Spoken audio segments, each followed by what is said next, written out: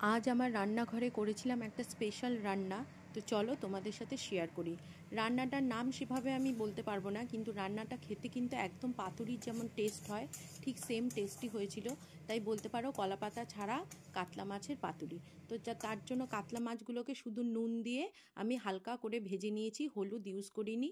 তারপরে মিক্সি বাটিতে পোস্ত, সাদা সর্ষে, চার মগজ আর একটুখানি নারকেল কোড়া আর হচ্ছে কাঁচা লঙ্কা দিয়ে ভালো মতো পেস্ট করে নিয়েছি। এবার কড়াইতে তেল দিয়ে সেই পেস্টটাকে দিয়ে ভালো মতো কষিয়েছি, যতক্ষণ না তেল বেরোয় ততক্ষণ কষিয়েছি।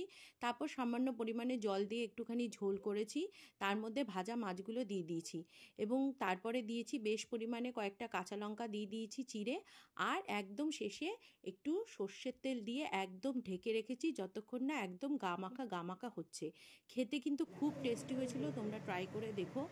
আর যেগুলো আমি রান্না করেছিলাম তার সাথে করেছিলাম হচ্ছে কাতলা মাছের মাথা দিয়ে মুগ ডাল, আর করেছিলাম একটা পাঁচমিশালি তরকারি, আর করেছিলাম হচ্ছে ফুলকপি দিয়ে বড়া ভেজেছিলাম। এই ছিল আজকে